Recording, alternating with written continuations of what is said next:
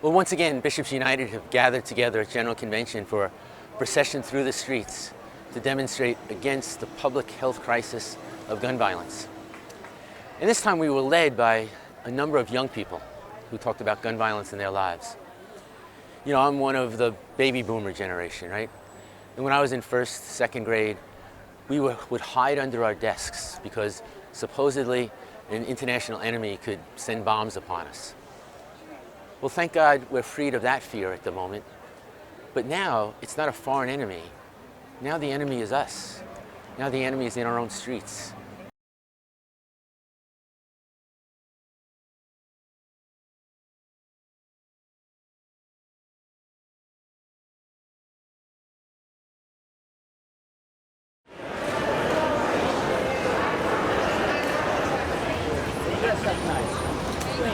Okay, here we go. Here we go.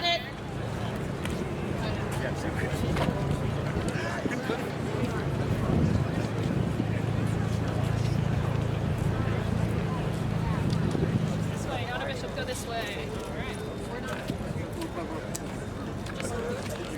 Yeah, if you're with the youth, go this way. Sorry, I'm just trying to be broad. All right, if you're not a bishop, can I please ask you to go this direction? The other entrance. Thank you so much.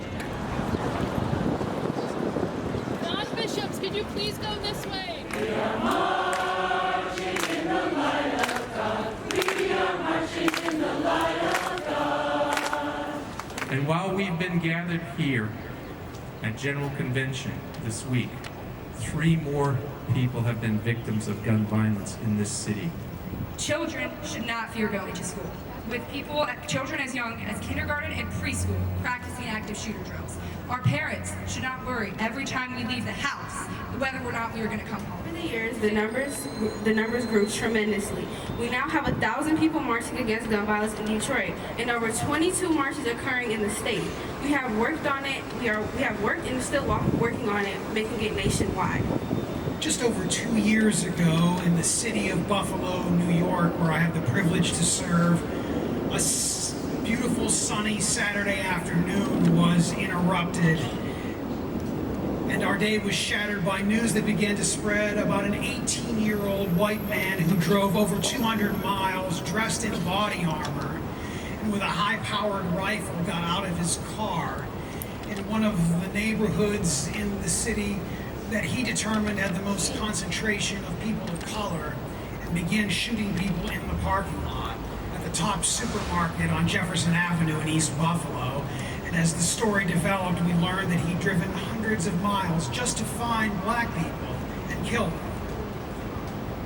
That day, 10 people were killed in a supermarket in a city in the United States. The situation of gun violence has gotten worse and worse and worse. Recently, we had an awful decision by our Supreme Court where a law put in place by Donald Trump was a law that disallowed bump stocks, which makes ordinary guns into something close to a machine gun. But it's not quite the definition of machine gun that they had in the 1880s, and therefore it was disallowed. Think about what's going on. Think about how generationally this has gotten worse and worse and worse. And yet, as was brought out over and over again in this demonstration and in our prayers, we are a people of hope.